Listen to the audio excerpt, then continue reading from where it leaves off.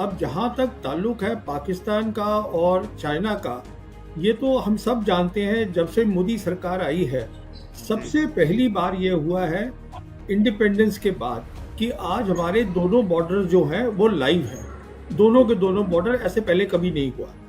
फिर हमने ऑपरेशन सिंदूर में, जैसे आपने बताया, और इस बात को मैं पहले भी बहुत देर से दोहरा रहा हूँ और मैं ये भी बता रहा हूँ कि देखिए, जब हमने 370 हटाया था तब से चीन और पाकिस्तान ने ट्रेनिंग बहुत ज़्यादा शुरू कर दी थी।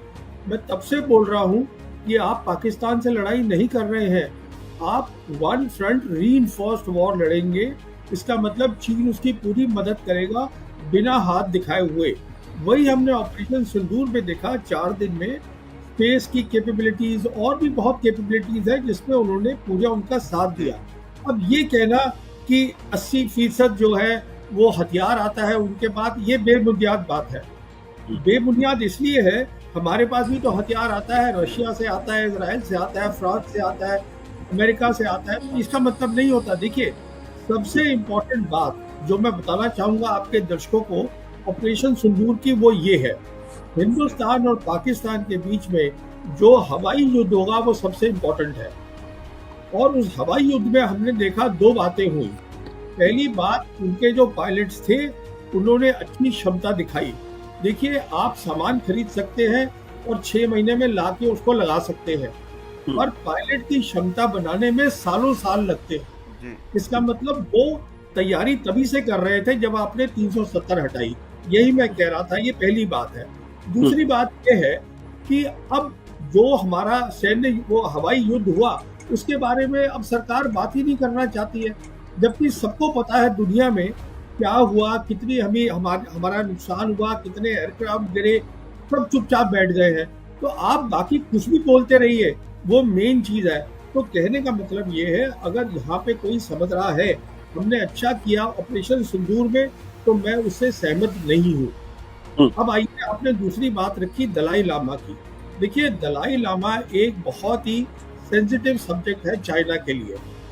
मैं आपको ये बताना चाहता हूँ कि, और ये मैं इसलिए बता रहा हूँ आपके दर्शकों को, कि जो पहले यूएस प्रेसिडेंट थे जो बाइडेन, उन्होंने जून 2023 को एक इंटरव्यू दिया था CNN को, फरीद ज़कारिया को। उसमें उन्होंने ये कहा था, और बहुत ज़रूरी बात है, कि चीन जो है वो एक्सपेंशनिस्ट नहीं है।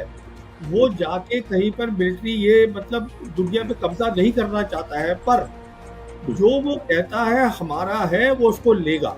और वो 2 चीजें बोलता है वो हमारी हैं, वो है ताइवान और तिब्बत।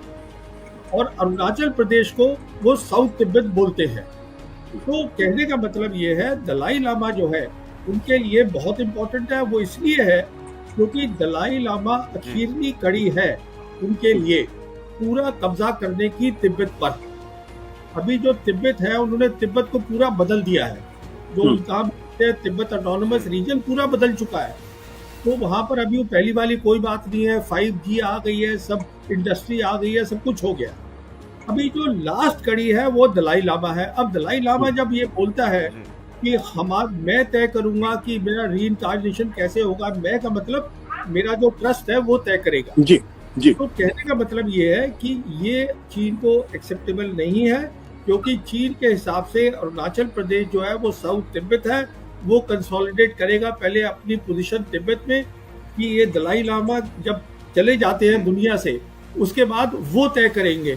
तो कहने का मतलब ये है, हमारी चीन हमसे सिर्फ एक ही मुद्दे पे लड़ाई करेगा, और वो है दलाई लामा का मुद्दा, और किसी पे नहीं करेगा। बाकी के लिए वो पाकिस्तान काफी है, चीन हमें अपना बराबरी का समझता ही नहीं है, पर इस मुद्दे पे वो लड़ाई करेगा। अब आपने बोला लड़ाई की बात, देखिए वो एक लड़ाई होगी जो दुनिया ने देखी भी नहीं है आज तक।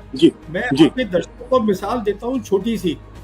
देखिए, क्या हुआ था कि जब एक युद्ध हुआ था 1991 का, जो इराक वॉर हुई थी, जिसको हम ऑपरेशन डेजर्ट स्टॉर्म बोलते हैं, उसमें अमेरिकन फोर्सेस ने 44 डेज की एयर कैंपेन करी।